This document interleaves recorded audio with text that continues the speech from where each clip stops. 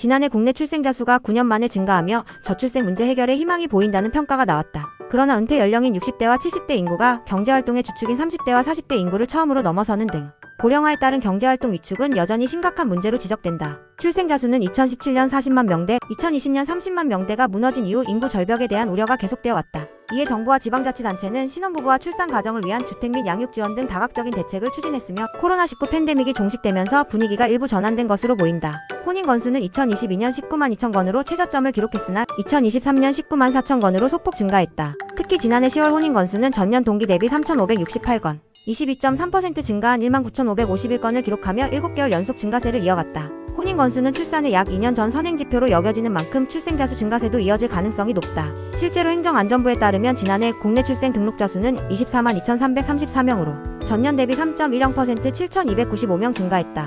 행정안전부 김민재 차관보는 5년 연속 인구 감소 속에서도 출생 등록자 수가 증가한 것은 긍정적인 변화라며 출생아 수 반전 추세를 지속하기 위해 다각적인 지원 방안을 마련할 것이라고 밝혔다. 그러나 일부 전문가들은 출생아 증가세가 지속 가능할지에 대해 회의적인 입장을 보인다. 이삼식 한양대 고령사회연구원장은 8년간 감소세가 이어지다 반등했다고 해서 저출산 정책이 성공했다고 보긴 어렵다며 증가폭이 크지 않아 유의미한 변화로 보기 힘들다고 지적했다.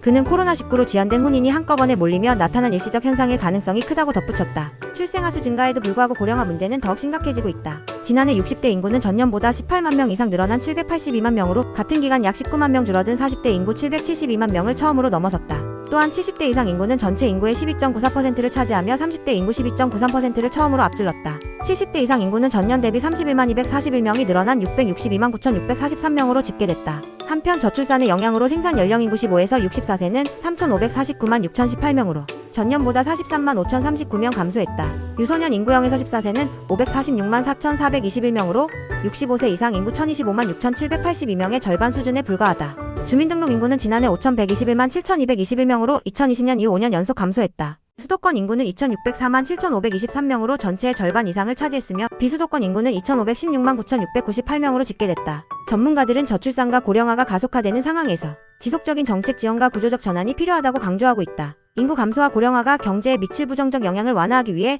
정부의 장기적이고 체계적인 대응이 요구된다.